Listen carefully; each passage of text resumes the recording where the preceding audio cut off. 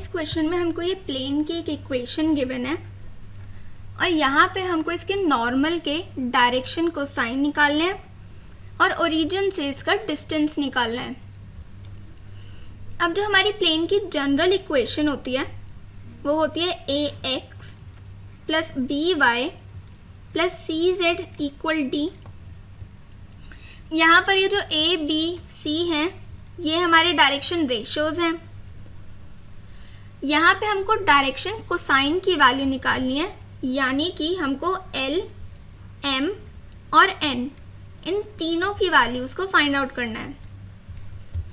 अब जब भी हमको डायरेक्शन रेशियो गिवन होते हैं तो उस केस में डायरेक्शन कोसाइन हमारा आता है, L हमारा हो जाता है a upon under root a square plus b square plus c square.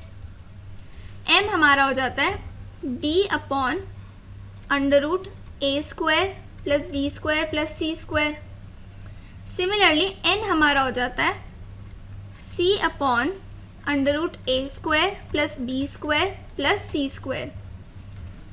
और जो ओरिजिन से डिस्टेंस होता है वो डिस्टेंस हमारा हो जाता है d upon under root a square plus b square plus c square. इनको नोट कर लेते हैं। यहाँ पे जो जनरल प्लेन की इक्वेशन होती है वो हमारी ये होती है और डायरेक्शन कोसाइन हमारे इसके इक्वल होते हैं और डिस्टेंस हमारा इसके इक्वल होता है। अब यहाँ पे हमको L, M, N और इस डिस्टेंस की वैल्यू को फाइंड आउट करना है।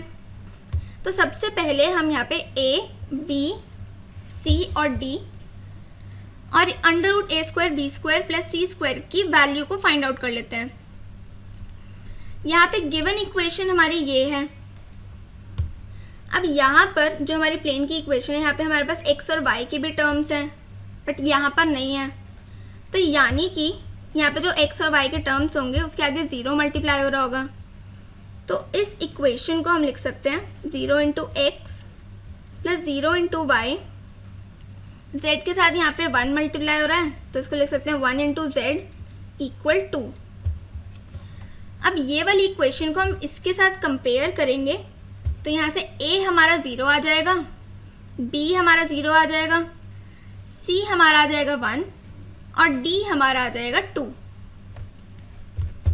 और यहाँ से हम under root a square plus b square plus c square की वैल्यू को फाइंड आउट करेंगे तो वो हमारी आ जाएगी 1। अब हमको डायरेक्शन कोसाइन की वैल्यू निकालनी थी तो वो हमारे इसकी इक्वल होते हैं।